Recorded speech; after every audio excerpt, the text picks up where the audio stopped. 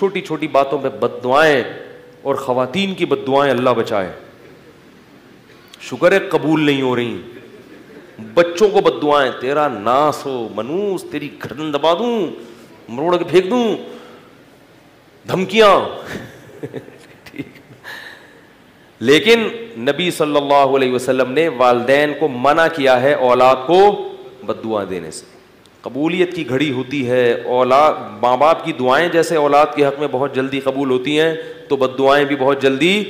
वो हदीस में वाक़या है ना, वक्त काफ़ी ज़्यादा हो गया, वो वाक़या सुनाता तो जल्दी से सुना देता हूँ, वो थोड़ा सा 4-5 मिनट में।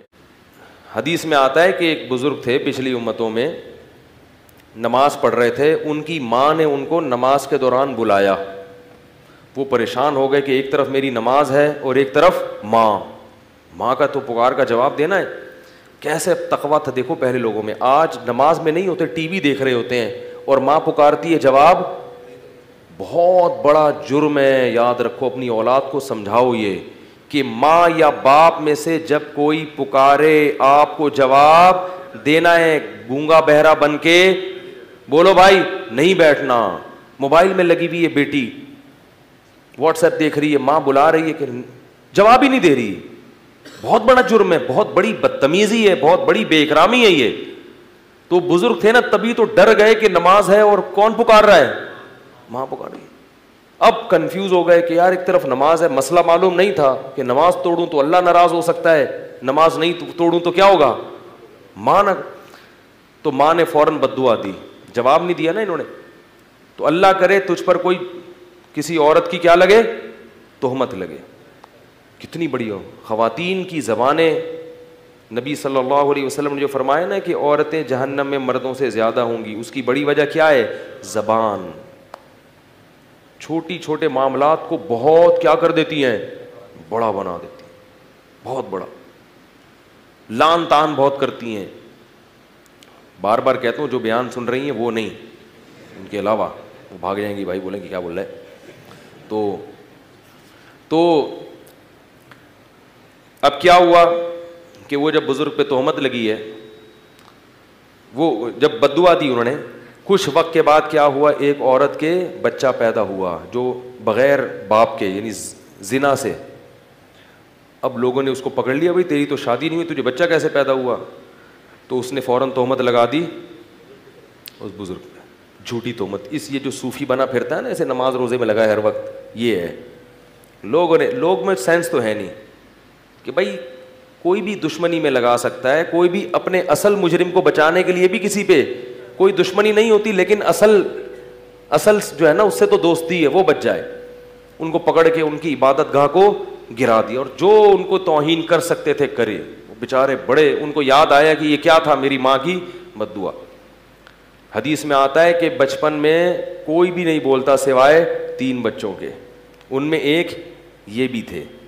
जब बहुत ज़्यादा हो गया तो अल्लाह को इन पे तरस आया, तो माँ की गोद में बच्चे ने गवाही दी कि मैं इसका बेटा नहीं हूँ। फिर एक शख्स का बताया कि वो है जिसने जिना किया है मेरी माँ के साथ। फिर लोगों ने और ज़्यादा अकीदत में हाथ पाँव चूमा और कहा कि हम सोने का बना देंगे आपका महल। उन्होंने कहा नहीं, सोने का नहीं, मुझे मिट्टी का ही बना दो। तो इससे पता चलता है कि माँ की बद्दुआ का असर, बोलो भाई, बहुत जल्दी माँ की बद्दुआ का असर होता है। तो इस तरह पता चलता है कि माँ की दुआ का असर भी जल्दी होता होगा यकीनन।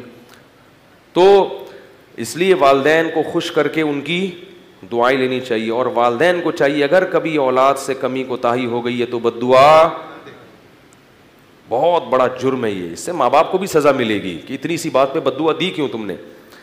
तो इसी वजह से इमाम अबू हनीफा रहमहुल्लाह ताला ने इस हदीस से इस्तेदलाल किया कि नफिल नमाज अगर आप पढ़ रहे हैं और वालिदैन आपको पुकारें तो नमाज तोड़कर उनका जवाब देना चाहिए।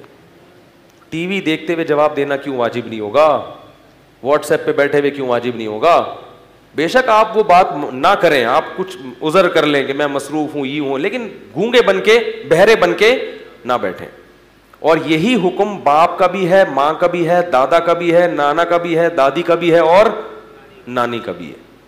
दादा दादी नाना नानी में से कोई आपको पुकारे तो आप देखो पुलिस वाला आपको बुलाए ना, आपके लिए जाना वाजिब नहीं है, वो खुद ही उठा के ले जाएगा आपको।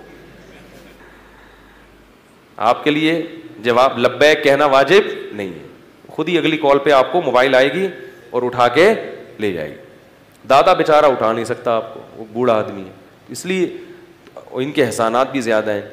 तो दादा दादी, नाना नानी, इसी तरह परदादा परदादी परनाना, ये सब जितने भी आपके आबाओ अजदाद हैं ना, इनमें से कोई भी पुकारता है तो आपको उसका जवाब देना वाजिब है, क्योंकि इनकी तौहीन शरीयत किसी भी सूरत में बर्दाश्त। अब सोचो, इस तौहीन को बर्दाश्त नहीं किया गया कि चुप रहो, तो जाके उनसे बदतमीजी वाली तौहीन को कैसे बर्दाश्त करेगी शरीयत, कि झड़क के बात कर रहे हो उनसे, उनको यूं कर रहे हो।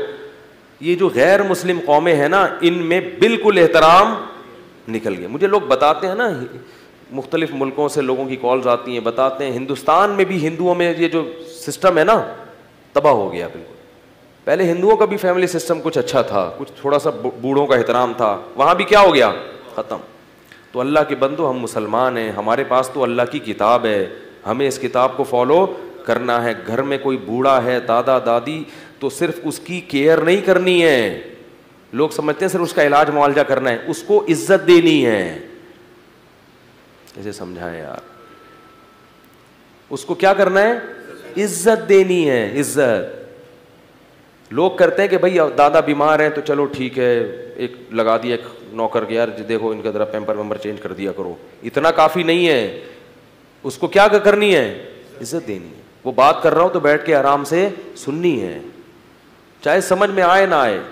तो ये बड़ा मसला है कि आज घर में बूढ़ों की इज्जत ख़त्म हो गई है। ये बहुत ख़तरनाक बात है, इस पर अल्लाह की तरफ से अजाब आएगा, दुनिया में भी और आखिरत में भी। और ये अजाब कम है कि फिर अपने बच्चे नहीं पूछते, फिर ऐसे पड़े हुए होते हैं बूढ़े। ओल्ड हाउस हमारे मुल्क में भी खुलना शुरू हो गए, जहाँ औलाद ने अपने बूढ़े वालिदैन को छोड़ दिया, और दादा दादी तक तो नौबत ही नहीं आ रही। शादियाँ इतनी देर से होती हैं, दादा बनने से पहले फौत हो जाते हैं। ये भी एक बड़ा अजाब है हमारे मुल्क में। ख़ानदान पूरा मुकम्मल ही नहीं होता कि पहले ही दुनिया से जो अब्बा है वो दादा लग रहा होता है। अब्बा तो जवान होता है। कुछ दिन पहले एक साहब आए, मैंने कहा ये आपके छोटे भाई की उम्र कितनी है? उन्होंने कहा भाई नहीं, बेटा है मेरा। मैंने कहा जी अस्सलाम वालेकुम। यार ये फ़ायदा होता है किसका, जल्दी शादी का। बेटे जवान हो, जवानी में तो बच्चे पाले जाते हैं, बुढ़ापे में तो आप इस काबिल होते हो कि बच्चे आपको पालें, उस वक्त आप छोटे छोटे बच्चों को पाल रहे होते हो। तो ये सारा फैमिली प्लानिंग ने क्या कर दिया है, तबाह कर दिया मुआशरे को।